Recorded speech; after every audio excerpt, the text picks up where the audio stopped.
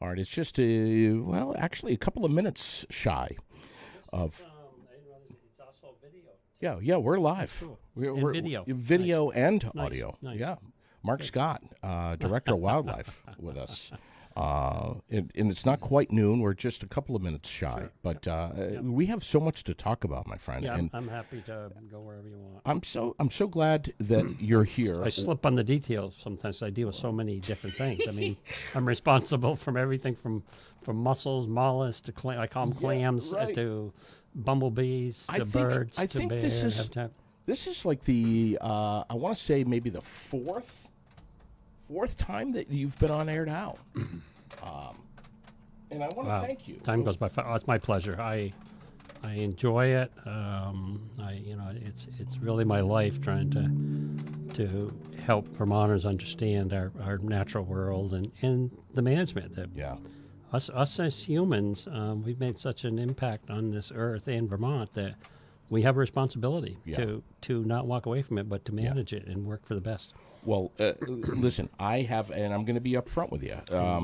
There's quite a bit of reading that I'm going to be doing today because, VT Digger has done an exceptional job covering what's going on with Vermont Fish Wildlife in general. They've done a great job, and there's a lot of articles that have been written lately. There's some great commentary too. Rob Mullen. Patrick Finney, but Digger's done a great job. They're saying, and I think most hunters know this right now, that we've got 3 bills in the State Senate Natural Resources and Energy Committee that are really kicking up a lot of controversy among hunters and animal welfare advocates. Fair to say, we've got plenty that are supporting opposition to the bills, and others that are saying, great ideas, let's go forward with them. Let's break them down. Let's start with S-281. This is for increased regulation around hound hunting coyotes, right? Yep. Specifically, what is this? What is this detail? So it's regulating an activity out there now that is not regulated that much. So I think it's a great idea. It's one the department supports. The devil is in the details. We really want to make sure that anytime we go down in creating a new rule or regulation, we really want to be careful that we get it right and we think about all the unintended consequences that rules and regulations have. They're really the last step in trying to have good behavior by people out there on the landscape, whatever you're talking about, whatever activity you're talking about in Vermont. And I think way back that, when the seatbelt came mandatory for people, a lot of education, reasons, understand. If you want people to, and if people want to do the right thing, that's what we've learned through time. And I'd say people in my world, I'm quite familiar with hunters, anglers, and trappers. They want to follow the laws. They want laws. They want protection of the resource out there, and they want everyone to have a fair and equal chance. So an activity like this has basically been unregulated. The similar phase that we have an awful lot of experiences is working with people who hunt black bear with hounds. And on the surface, if you're not familiar with the activity, you might say, oh my gosh, really? We allow that to go on in the state of Vermont? Barbaric. Yeah, but in reality, when you take the covers off and look at the details, it's a great activity out there that people participate in. The people who hunt with hounds themselves are usually interested more in the protection and conservation of black bear. From a management perspective, which we need to keep our lens on in the department, is that's our key role, is managing these wildlife so they're here forever for everybody to enjoy. People who hunt bear with hounds know probably more about bear than perhaps anyone else alive in the state, except probably some of our biologists who work with them a lot. They can be very selective in their harvest. They generally will tree a bear in a tree. That's the ideal hunt. Go look at it and make a decision whether to harvest or not. Many times they don't. The nice thing about harvesting, they usually can tell the sex. Right. of that bear. So they're overly protective on females, Yep. which is important. Right. What are I'd love to read this February 15th commentary by Patrick Finney, who's a resident of Calais, who's talking about S-129, which is the Fish and Wildlife Management bill, S-201, the leghold traps, and S-281, which is what you were just talking about, hunting coyotes with dogs. He says, and are you familiar with Patrick Finney? Yes, I am. Yeah, I was fortunate when I first came to work for Fish and Wildlife. I lived in Barrie, and I was able to join the Barrie Fishing Game Club, which is nearby. And I will say one of the largest and oldest fishing game clubs in the state of Vermont, member-wise. And I joined, I participated to kind of contribute to their overall mission. And my role there when I was a member, trustee director, which I was honored to be, was trying to educate our fellow sportsmen about our wildlife. He writes in his February 15th commentary, again, I'm quoting here in VT Digger, all of these bills are being proposed by an anti-hunting constituency that wants to end sport hunting and trapping in the state of Vermont. If that takes time, and it is painfully incremental, that is what they will do. They'll realize that they are not going to get their wish list fulfilled in one legislative session. Let's say that each of these bills on the anti-hunters wish list is granted.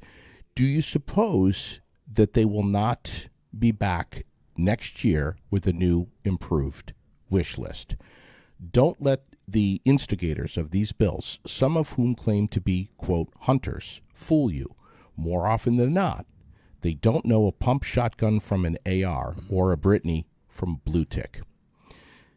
They would like you to believe that this renewable natural resource is being mismanaged. But if this is the case, why do we have more white-tailed deer, turkeys, black bear, and moose, which were not even present in Vermont when I was a kid, than ever? There are even more of the invasive, non-native coyotes than ever before. If this is an example of mismanagement, I wish we had more mismanagers like these when it comes to my tax dollars. They'd be making more money than they spend, and we'd all be getting rebates every year.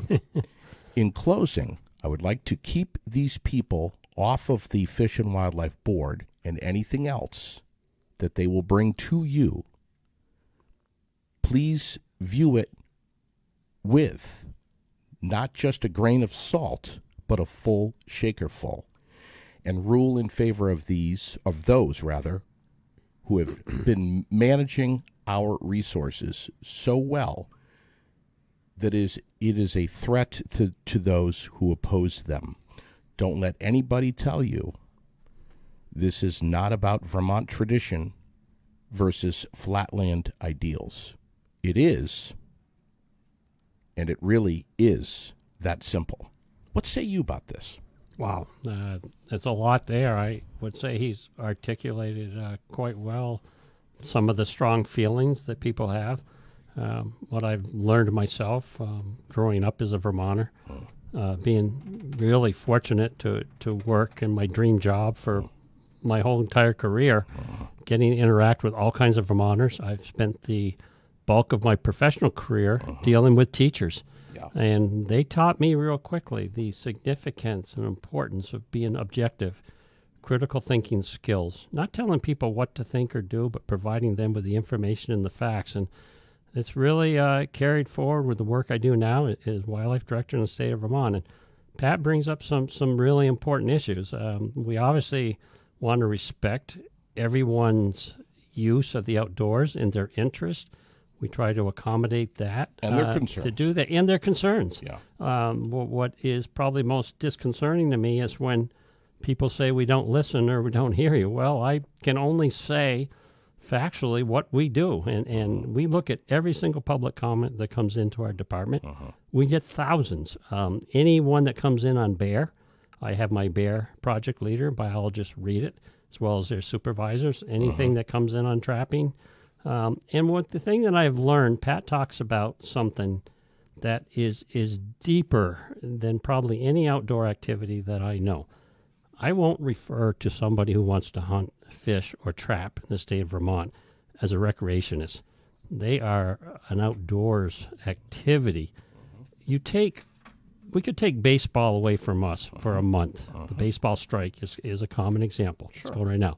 We might miss the first couple of weeks of watching baseball. I grew up loving to play and watching baseball. I can live with that, but don't try to take away my opportunity to hunt or fish or trap in the state of Vermont when that's one I do. I don't trap, but I grew up in a family that gave me the opportunity to hunt and fish. Somebody like Pat, they're very passionate about it. I know when we deal with hunters, we can't always accommodate what they would like to have out there, but what, to Pat's credit, is they work with us.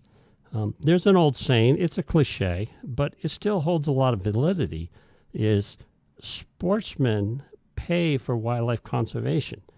Now, that isn't accurate today all the time, but they do contribute through their purchase of firearms, ammunition, equipment, licenses to provide state fish and wildlife agencies with the money to manage wildlife resources. I like his analogy with taxes as someone who grew up here as a Vermonter, try to raise children, and consider myself, fortunate for the job I have. But raising a family in Vermont, and I think our governor points out to this very well, is a challenge for people to do that. But when we look at the species Pat talks about, bear, deer, turkeys, moose, all these species, many species of waterfowl, many of these species were on the brinks of extinction. We did not have these. It was sportsmen who brought those things back. If we have a problem out there right now with the bobcat numbers in the state of Vermont where people aren't seeing them, the first people who will come to us with their concerns are trappers. Interesting. We have a comment here. When it comes to animal rights organizations such as POW, which is Prevent Our Wildlife. Protect Our Wildlife. Or Protect Our... What did I say? Prevent. I'm sorry. That's okay. I'm sorry. That's all right. I'm not correct you, though. Protect Our Wildlife. Do you feel Fish and Wildlife tends to cater to these organizations? Their agenda is to end hunting, hounding, and trapping in Vermont. As we are all aware, the sportsmen and women in Vermont are the true conservationists, as you were just saying, and are the driving force behind a healthy deer herd. But yet 3 or 5 foxes or coyotes that we see in urban areas suffer from mange. Do they actually belong in urban areas? Are the fox and coyote populations exploding? What is the cause? Sure. He's asking a lot of questions there. And let's see, the first one, JD, was talking about, POW's agenda, that we cater to POW in these interest groups to impede. No, I have stated more than once publicly, and we will, that the state of Vermont and the Fish and Wildlife Department carrying out that mission strongly encourages any outdoor participation in hunting, fishing, and trapping. Sure. If that's our mission, is to manage all wildlife to be there sustainably forever, to be abundant, but to also allow Vermonters to enjoy them. So whether that means to promote and enhance opportunities for people to watch a bald eagle with binoculars, or to go out in their backyard and to harvest a wild turkey, a deer, or a moose, providing that those numbers are healthy and abundant, to do that. Now, when we talk about urban areas, that's a challenge. You have animals living around people's residencies. Sure. Many of them actually are doing quite well because of the behavior of people, leaving their garbage outside, unattended, food sources, even gardens that aren't fenced off that help support some of these critters. It's a challenge for us to control these numbers, but in no way at all that we want the future of wildlife in the state of Vermont to be living in people's backyards. Right. I mean, we know some animals will. We just got a comment from one of our viewers and listeners. I have about 6 raccoons, 2 woodchucks, and a couple of skunks around my house, and he lives right here in Berry City. Oh, yeah. And I live in Berrytown. We see the same thing. So we'll invest a lot of time trying to teach people ways to keep those animals from causing damage or interfering with activities. Everybody loves to see a black bear. Definitely some don't want to see it very close, where others would. It's pretty neat if you're looking out your window and you see a black bear walk by. However, that's not a good habitat for a bear to be in. Right, and so we're constantly trying to work. Is our druthers is that we would like to have more wild places in the state of Vermont. Right now, the department manages 135,000 acres of wildlife management areas. We have Forest and Parks that works on providing wild places in the state of Vermont, as well as the Green Mountain National Forest Service and the U.S. Fish and Wildlife Service. Right. We work with all of those agencies, and the reason we do that is that's the places where wild animals need to be. Sure. As much as we want to think of them as our feathered and furried friends, they're not. They're wild animals, and the more they can, the longer and better they're going to coexist with us is when they realize that they don't depend on us for their next meal, their next handout, their next shelter, whatever it happens to be. So our whole motto, and actually it's an interesting point, in our wildlife division, which I look over maybe 35 employees, 15 seasonals, the bulk of our effort and money that we spend in the state of Vermont is all on habitat. It's deal with land protection. We work with towns, we work with landowners, we try to provide technical assistance. If you don't have the place, and for a chickadee it might be just a couple acres, but for a black bear we're talking of a square mile or so. For these wild animals to live, they won't be there. It's not natural. They won't live in long term living in somebody's backyard. I live out in the boondocks. I think you know that. I do, yeah. And, my brother lives in a suburb of Hartford, Connecticut. Yeah. Almost daily during the summer, he's got a family, not one, but a family of black bears that are in his backyard. Yeah. And they're desperately trying to get into the bird feeders and the trash. He was sitting in his garage one night having a cold beer, just sitting there. Sure. And bear came around the corner and walked right into the garage. No fear. I mean, but then he'll say to me, "Well, you're up in Vermont. You must be seeing that every day too." Not the case. It's different. It's different. The population down there is. But we do have a growing urban bear population, which is a concern of ours. We wish those bears could not go around people's houses, visit their compost piles. What I'm saying is there's so much building down there. Oh, there's so much. There's so much construction and infrastructure going in that these animals don't have anywhere else to go. Yep.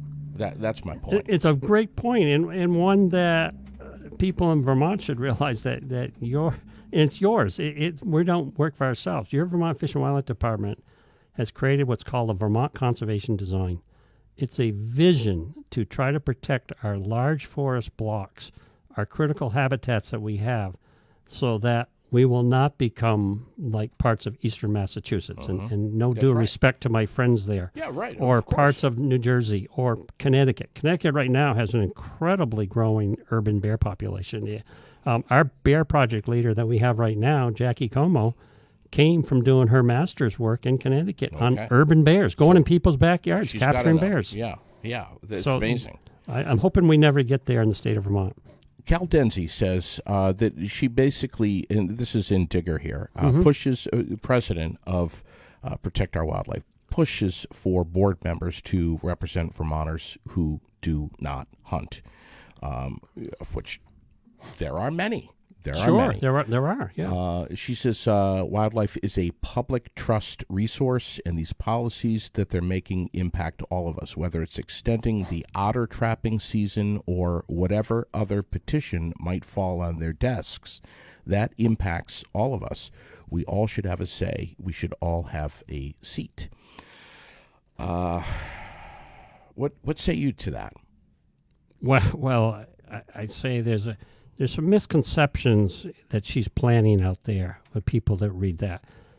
Our Fish and Wildlife Department works for all people in the state of Vermont. Whatever that number happens to be, 600, and we should know it now, 650,000 or so, as the governor was trying to get everybody to authorize $1 for each person living in the state of Vermont. Yeah. We work for everybody. If you look under the covers of the facts of what your Fish and Wildlife Department does, that's exactly what we do. We work on threatened and endangered species. We work on natural communities. We work on habitats. We work with towns and communities. The smallest part of our budget in the wildlife division is on game species. And even smaller is the example that Brenna talks about with otter. The amazing fact out there that's not being told is all of these species that are hunted or trapped in the state of Vermont are common. Why are they common? They're common because state fish and wildlife agencies have managed these species working with different publics to make sure they're common. Make sure that the river otter has clean water to live in. Make sure our waterways are protected. Make sure that we do watershed management. We work with all of our counterparts who manage rivers to have riparian zones. That's the land around the river, knowing that river otter need these. Trapping is such a small element of otter management in the state of Vermont. And you don't get that from reading that. Right. Yeah, we've got questions coming in about Vermont Waterways too, which of course we're going to get to. But protect our wildlife. Basically, they see moose hunting as unnecessary, and they're trying to, according to this Digger article, trying to point to the use of a fungal biopesticide as an alternative to reduce the number of ticks, which are having continued to have a massive impact on our moose herd, the winter ticks. And you've got specialists that deal with this. Is that a viable option?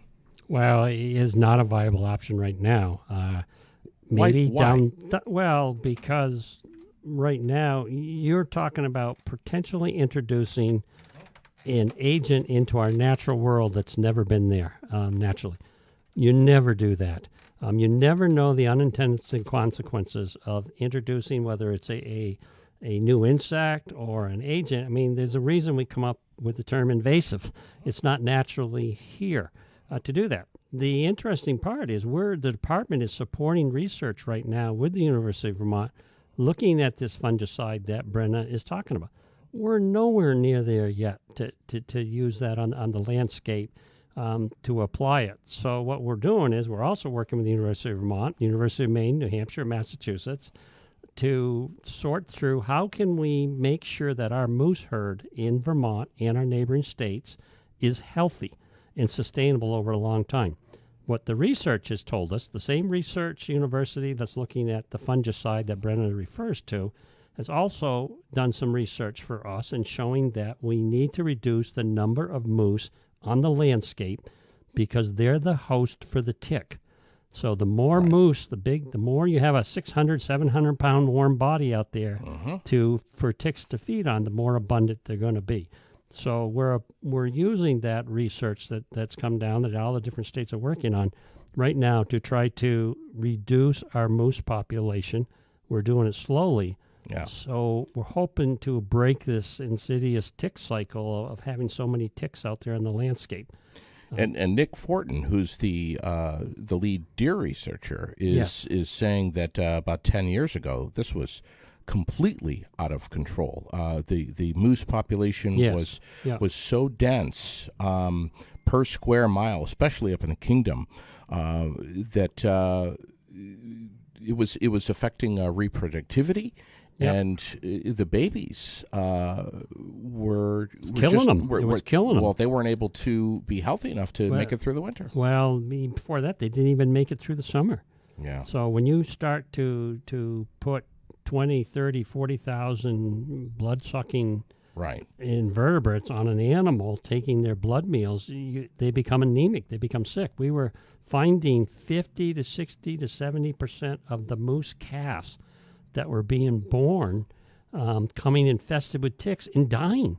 They just couldn't get enough nutrients to grow and to live. So we're trying to break that cycle, working together and closely monitoring it. So our overall goal is to have moose here forever on the landscape, but to get there, they got to be healthy. We encourage folks to learn about the 2022 Moose Harvest Report, which I think you guys have posted or will have posted on your page. It's on our website right now. It's recommendations that we've made to continue moose hunting as it was done last year. So I'm glad you mentioned that, JD. So people out there listening and watching this should go to our Vermont Fish and Wildlife website. You can Google it and get to us very easy. And there's a wealth of different information. Each year we do a moose report and proposal to our regulatory board before we entertain any hunting. Don't do this on the fly. Make yourself a cup of coffee or open a cold beer. Sit down, put your feet up. Because honestly, you should spend some time on looking at this, because there's a ton of stuff on there. 2021, you had you had about 6,000 Vermonters that were all chomping at the bit to get a moose permit, and I can't remember how many you issued. I think it was 100 about 100. Yeah, 100. Yeah, 60 either sex and 40 antlerless. Yep. Yeah.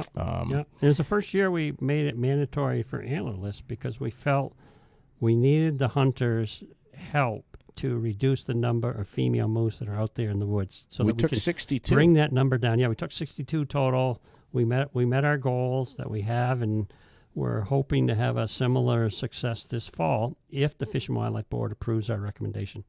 I've learned from you startling numbers of how many winter ticks, which... Yeah.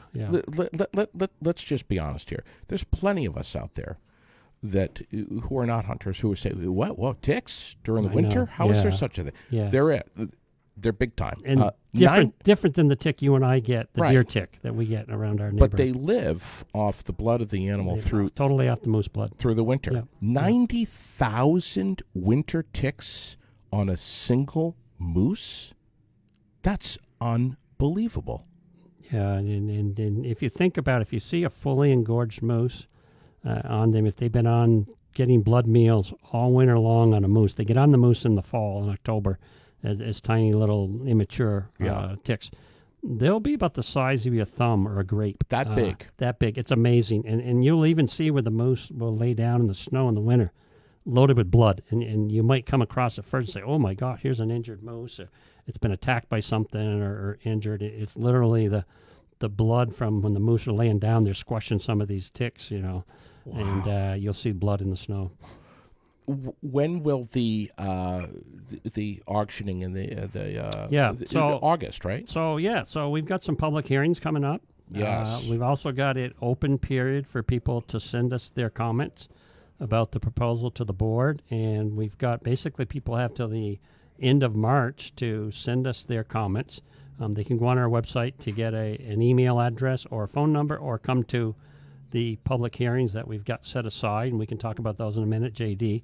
And then the Fish and Wildlife Board will be doing the final key vote on April 6th, the first Wednesday. And if they approve our recommendation, which they did last year, then immediately we'll have permits available through a lottery, as you alluded to. I anticipate 7,000 people will apply to hunt moose. First week of August will be the deadline. Yes, that's when the permits are available. We'll probably have the drawing. I'm guessing we're going to try to move it up this year a little bit in July to, if a hunter gets drawn, to give them more time to prepare for their hunt. How many permits going out? I know you guys are trying 100. 100 again. Yeah. So you're trying to cut down the population around what, 5-6%, I think, right? Exactly. We're trying to do that. We're trying to get at that goal of roughly about one moose or less per square mile. Only up in the Northeast Kingdom. We're not hunting them anywhere else because we don't feel we have enough moose.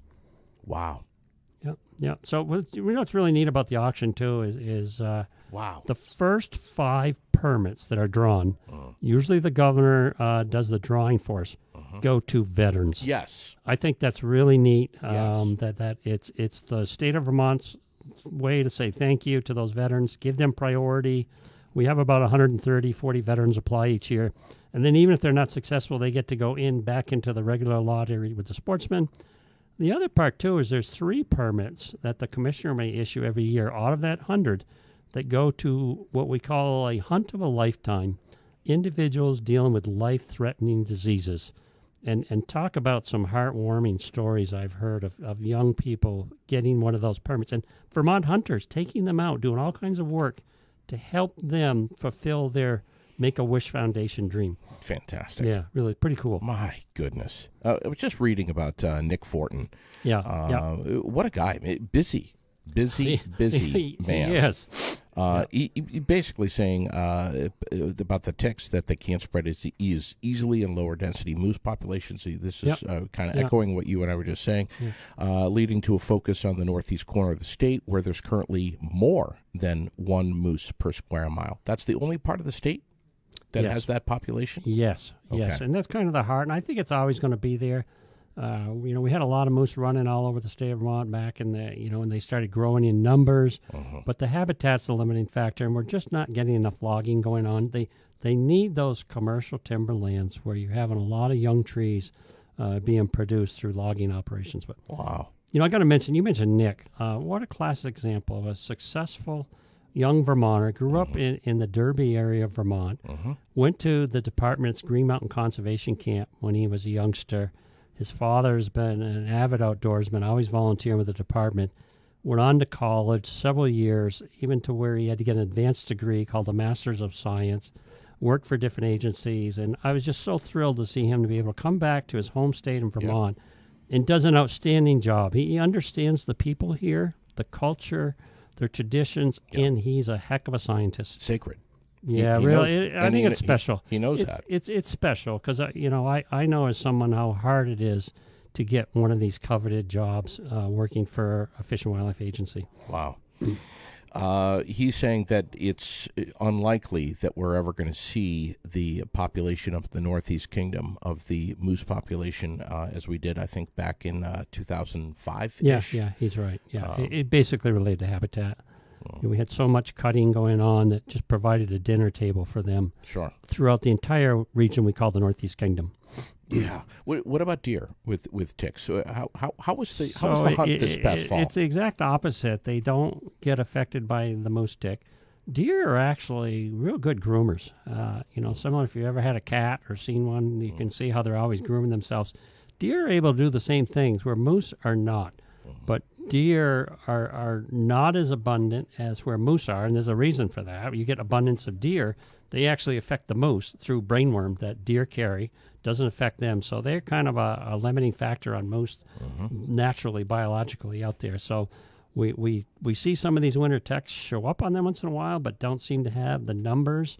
And as well as they'll show up on a black bear too. How's the herd right now? What was the hunt like this past fall? The hunt last fall it was a rough one for Vermont deer hunters. They did not have the success that they've had in just recent years. Although overall, and of course, that's your fault.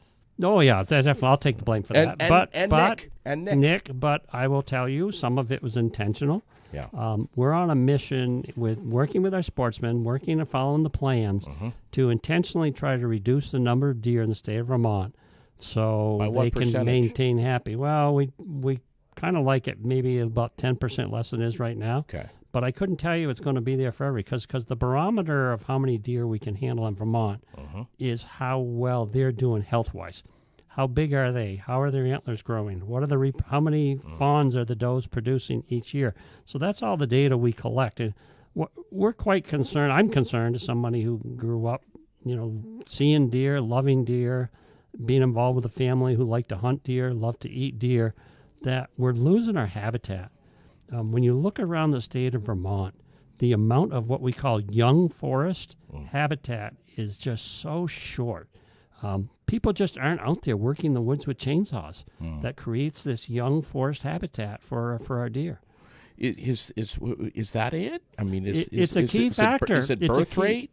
Well, what happens is if they're not getting the deer is kind of like the canary in the coal mine. They're the barometer for us to tell us how healthy the environment is for them, the deer. Yeah. They're doing, right now, deer are thriving, and they're the most healthiest up in the northwestern part of Vermont. Franklin County. Mm-hmm. When I grew up in Vermont, it was the opposite. It was southwestern Vermont, Rutland County and Bennington that had the highest numbers of deer. Wow. Why? Getting Because into we the had Catskills all there the now. we had all that abandoned farmland that was providing ideal food for deer. Wow. The winters were mild there, so we're in a situation now where the department's done a really good job working with Act 250 and other regulatory means and with towns to protect our deer wintering areas. Yeah. Well, most of our deer die during the winter. Where we have not been able to crack the nut and do a better job is working with landowners out there to create more young forest, more food for deer and other animals that need that early habitat. 126 collars, tracking collars, went out on the moose. On moose. Yeah. What are there? Is there such thing for deer? No, we really don't need it. To be honest with you, to track the deer. Okay. We get such a large biological sample from our deer hunters. Mm-hmm. Sure. So Which is required. It's required in the state of Vermont. You got to bring in your deer. Hunters have been great about bringing them to our biological check stations where the biologists can measure the deer. We get our state game wardens are great for us picking up roadkill deer in the springtime. This time of year, actually, where the females are carrying fetuses. Mm-hmm. So we can collect enough data to feel comfortable throughout the state of Vermont how healthy our deer is. Are the does producing twins if they're 3 or 4 years old? If they're not, well, then we know something's not going on. What do we all need to do? What do all Vermonters need to do to help Well, the health and the population control of deer? What do we need to do? I'll put a plea out there. Support legal regulated hunting. Support hunting in urban areas, especially archery hunting. You know, we have some towns now that ban the use of certain implements, even archery equipment in Chittenden County. Be supportive, knowing that hunters are our key management tool to control the number of deer. If we can control the number of deer, they're going to be healthy with the habitat.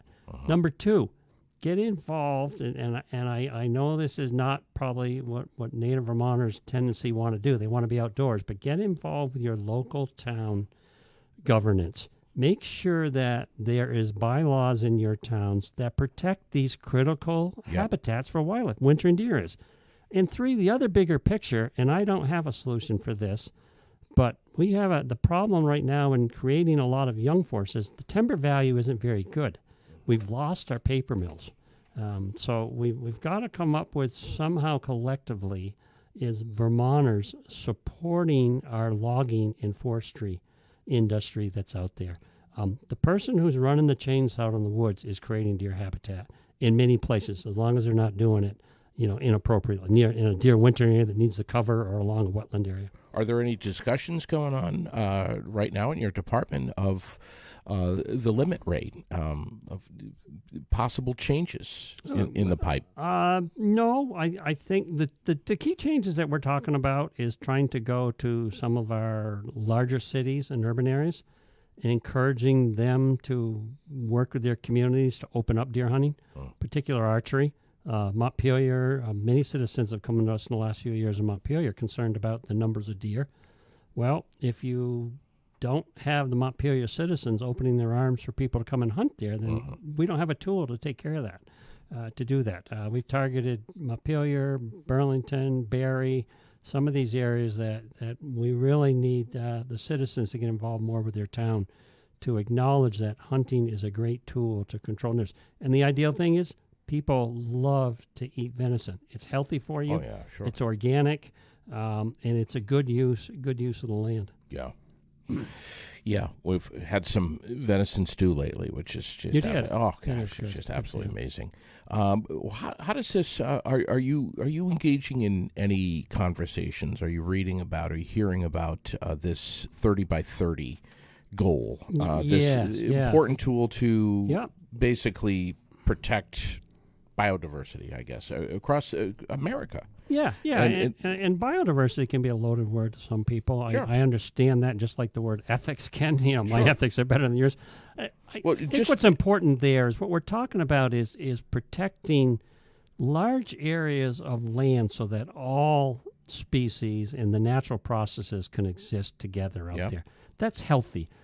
There's a thing you learn way back when you go to college about ecology, is the more diverse a system is, the more stable it's going to be in an equilibrium. I think the same can go for anything we do in life. If you have a diverse workforce, if you have a diverse way you manage your finances at home, you're going to be more successful long term to do that. So 30 by 30, the department strongly supports that program. There's a bill in legislature to do that. We actually are hoping that the bill can get changed slightly the way it's written right now, so that a lot of land in Vermont is conserved and protected, not maybe permanently, but people do through current use, through doing forest management plans on their land to protect it long term. To us, that's just as good as permanently protecting that land. And I think it also doesn't tie the hands of people who want to own land long term in the state of Vermont, but we have a lot of public land ownership right now. I think we would rather see that we reach that 30-30 goal, which we're probably close to it right now with public land in the state of Vermont, is that we have incentive encouraging programs. We're at currently 22 to 24% of Vermont land. So we're close. But I can tell you right now that other 8 to 10% of that goal is happening right now through landowners voluntarily working on their land through good forest management practices. To me, that's the way to go.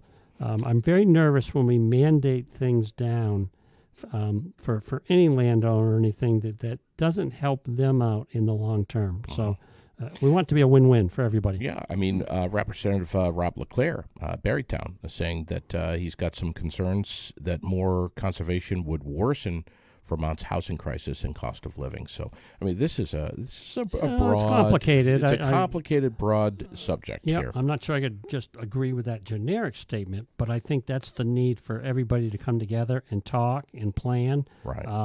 Put development perhaps where it will protect these lands.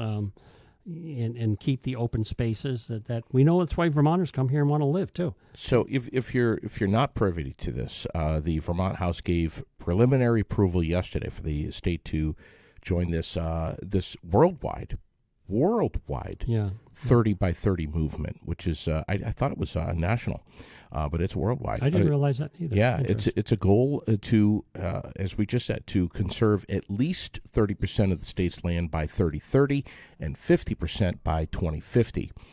State, federal, municipal, private lands, and so far 70 countries have signed on to this bill. So. A lot more to be said about this. But, I'm excited to see it move forward. I hope we can move it forward to work and satisfy all Vermont landowners out there. Because if we don't work together and collectively, then I fear that things are going to happen. And the last thing that myself being a career in these natural resources is people getting polarized over certain issues. Of course. It does not help in the long run. I think we all have a very similar goal. That's why we choose to live in Vermont. Yeah. And it's obviously not to get rich, but it's these mountain areas, these clean water, the streams. Just even if you want to swim in it or drink or fish. I know. So we're so how lucky. we get there is not easy. Legislating how we get there sometimes has its challenges. Vermont Business Magazine had a nice write-up. I've got it right here in front of me about Fish and Wildlife and the board holding public hearings on deer and moose management for 2022. That's coming up March 21st, 23rd, 24th, and 29th. We're going to tell you in just a minute where these meetings are going to be. I think they start at 6:30 and how you can check them out virtually. But what is this all going to be about? So basically, you talked about Nick Fortin. Nick Fortin and some of the staff. I'm going to be there at most of those to do that. I think our new commissioner intends to be there as well.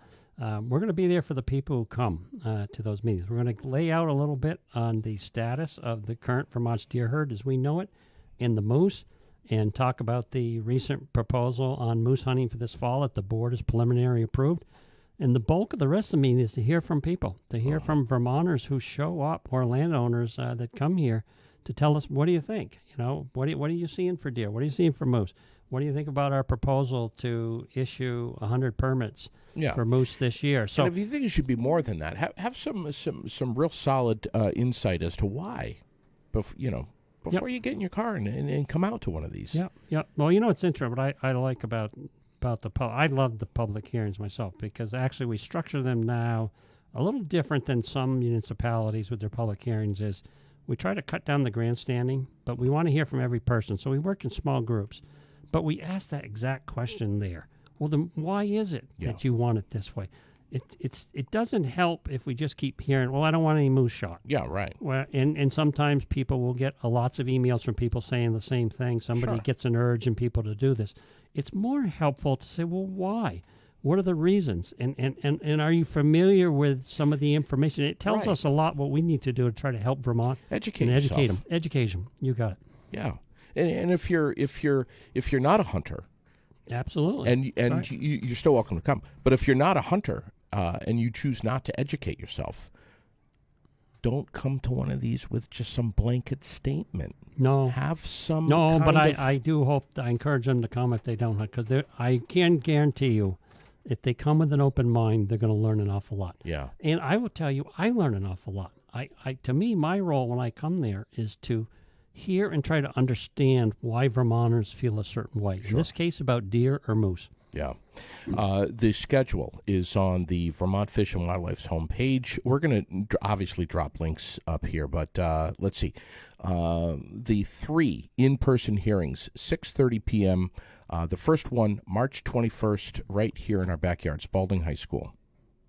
March 23rd, the Kehoe Conservation Camp in Castleton.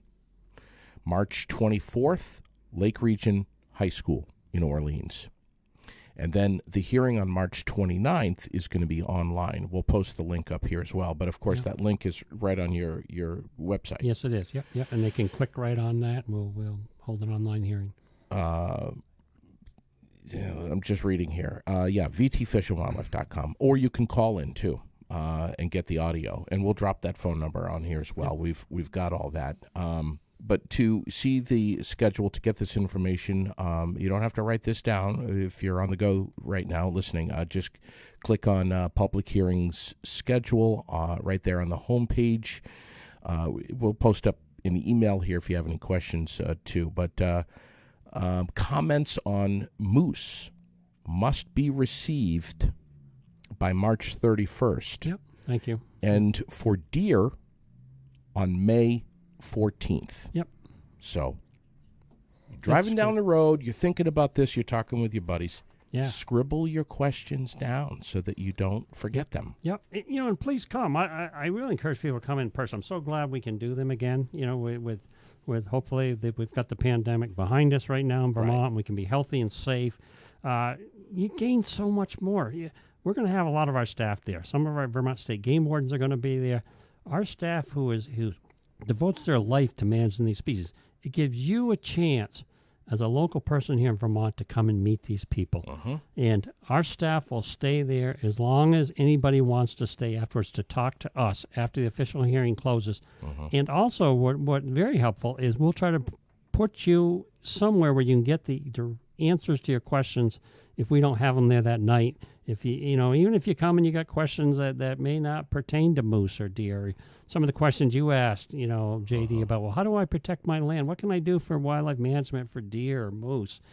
Things like that. We'll point you to those resources. So, please come. We'd love to see you, and it's a great opportunity to meet the experts. Even recognizing that this is a sensitive subject. Absolutely. There's so many of us that are protecting their God-given right to hunt the land, and they're going to do, frankly, anything to protect that. Yep. But when I will guarantee the way we run these meetings is that nobody will be threatened at those meetings. Right. The comments come to us, and if you've never come and spoken up to a public hearing, come to this one, because we will orchestrate it so that you can feel safe, that you're working in a small group. Even if you're passionate. We want to hear from you. Even if you're passionate, absolutely. But be respectful. Be respectful. And so I got to tell you, in all the years watching these, we've heard some very strong emotional opinions, thoughts, and ideas, but in the long run, everybody will be respected and will be safe. When will we have the vote on S201, eliminating the use of leghold traps for recreational trapping? when will we have the vote for S-281, eliminating the use of hounds to pursue and kill coyotes, and S-129, making the Fish and Wildlife Board advisory more diverse? Yep. So that's a question for legislature. It's on their agenda. We've been working closely with them throughout the entire session. We're acknowledging the concerns of people have about some of those topics. Frankly, they're not new subjects. They're ones that come up year after year, but we want to do the best we can to work with our senators and representatives, and if legislation is passed, to ensure that it's in the best interest of all Vermonters. And so we're working with them. I can tell you that right now. Full gear. Our commissioners over there, 24/7, just about working on these issues. I'm sure. Tell me about your tenure. How long have you been at this? How long have you been the director? Oh, I've been the director, and I have to think for a minute. I'm going to say about 13 years. Been with the department over 40 years. So I know it just goes by. It's like yesterday. I remember when I started, and I couldn't believe I jumped up and down when, at that point, it was an individual who's left quite a footprint in the state of Vermont, Ed Kehoe.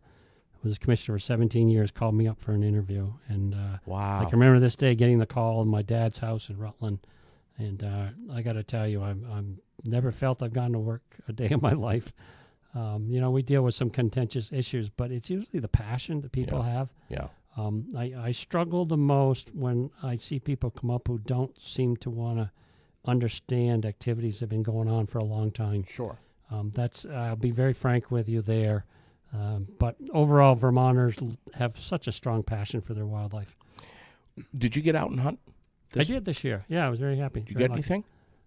I did, but I hate that question. Okay. You know why? Tell me. Hunting is more than getting something. You've told me this in the past. Yeah, so I trained myself. The question that I really want to ask people, and I wish I get asked. Did you have a great time? Did you have a great time? That's what it's about. Yeah. If I sit there and you witnessed how many days I come home with nothing, you would think, how does that person have it? It's if I went out and just shot something every day, I don't know if I'd want to go. It's the time being outdoors. I'm very fortunate. I get to spend time with my children in the outdoors. So I'm very lucky. But in Vermont, we're so lucky that you don't have to drive far from wherever you live to have a place to go hunting. No.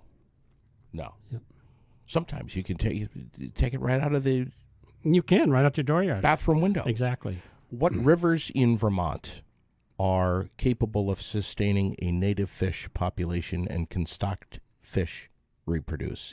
Given that Lake Champlain was once a top 10 fishing destination in the United States, do you think that the Department of Fish and Wildlife should have more of a seat at the table regarding cleanup efforts? Maybe a bigger seat? This was a question that just came in. I'm not the fisheries director who should be answering that, but I will say I've been around a long time. I have a strong passion for fish in the state of Vermont, and angling, and even ice fishing. Our mountain streams produce tremendous wild populations of brook trout. Our role in wildlife is ensuring that we have good habitat to protect it. The limiting factor for brook trout, our native fish in the state of Vermont, is water temperature. So if we can maintain that canopy, if we can keep people from clearing the trees around the streams or the ponds, then we've done our bit to try to protect the habitat. Champlain is a tremendous fishery. We do have a seat at the table to push for clean water. Right now, the department is working with its counterpart, Department of Environmental Conservation, and the agency secretary, Julie Moore, to put a lot of the federal dollars, they're called EPA dollars, that have come to this state to buy up farmlands that are going out of business, to restore them to their natural wetland habitat. That's the best thing we can do in the state of Vermont. Wow. Is restore the lands natively. We're also working with farmlands on their management practices, trying to make it incentives for them so that they can not have to run their cutting machines right to the edge of the rivers, the streams. We hear about buffers. You take Tums when you got an upset stomach. Yeah. The real buffer that will protect our fisheries long term in the state of Vermont is that area around our rivers, our streams, and our lakes and the ponds. very impressed that Vermont passed the shoreline bill a few years ago. It's not in my bailiwick, but trying to, if you just can't plop a house down today in Vermont, a new building, and then clear the trees all the way down the shoreline. There's certain regulations on that. Maine's had that in existence for a long time. We need to protect our waterways to do that. And Champlain is the person it's a key factor. But the most important for Champlain on the risk is the dams that humans have put in. Sure. If the landlocked salmon in Lake Champlain can't run up the Winooski River to spawn, then we're not going to have a sustained population. Wow. Final question. And I know that you and I could be here till midnight. Oh, yeah, it's fun. Easily. But this just came in. If Lyme is a disease spread by ticks that infects people and animals, is there a possibility of humans contracting any sickness by eating venison if that deer was infected? No, zero. It all comes from the bacterium. You've heard this question before. No, well, not that. I don't get that often. We get similar types of questions, but the interesting part about Lyme disease is we're finding is the biggest factor that affects tick abundance is the habitat in your backyard. Invasives like honeysuckle, barberry, things that some you used to be able to buy at the nursery, create a habitat out there that becomes a haven for deer mice, who are the major carrier for the bacteria. And those kind of habitats make it hard for all the different predators to prey on the deer mice. And you seem to be more abundant in those habitats. So it's complicated, too. That's the only thing I've learned about is it's almost like human health. You can't just go to the doctor, and they can't prescribe you one pill to take care of what's ailing you. Right. They should be looking at your diet, your physical activities, the things around you, the air you're breathing.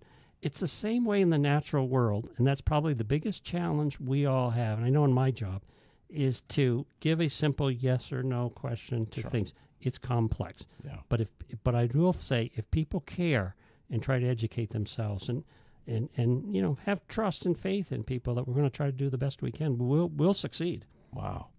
What a great answer. Final question here. How do people get in touch with if they want to email you? Yeah, please. I'll give it out if they want. It's my first name and last name with a dot between it. It's Mark Scott MARK .SCOTT at vermont.gov. Spelled out. Yep, all spelled out. You can get this from. They can go to our website, get an information line, and say, "I want this question." Go to Mark Scott. But I will make sure my best, and we do it. I work for all of you in the state of Vermont. Everyone that's listening. I'm a public servant, and I owe a reasonable time to get back to your answer or your information. Sometimes we'll be directing you to our website, or if they're coming to me with the technical question, I'll probably shoot it to one of my staff people, and they're very responsive. They'll answer immediately. Thank you for, I think this is your fourth appearance on the podcast over the years. We try to get you in here once a year if we can. My pleasure. We appreciate it so much. Yep. And on behalf of our viewers and listeners, who are very grateful that you're willing to come in here and do this. It's a fast hour, man. Well, but again, we could go all night. It's a treat. I'll have to say I prepared a bunch of my notes because every day goes by, I think I know less and less. And you did such a great job, Jade. I didn't have to look at my notes at all. So I didn't have to put my foot in my mouth too many times. But happy to come again. It's fun to talk about these things. Thank you, Mark, so much. Yep. We appreciate it. You got it. Have a great rest of your day. Yep.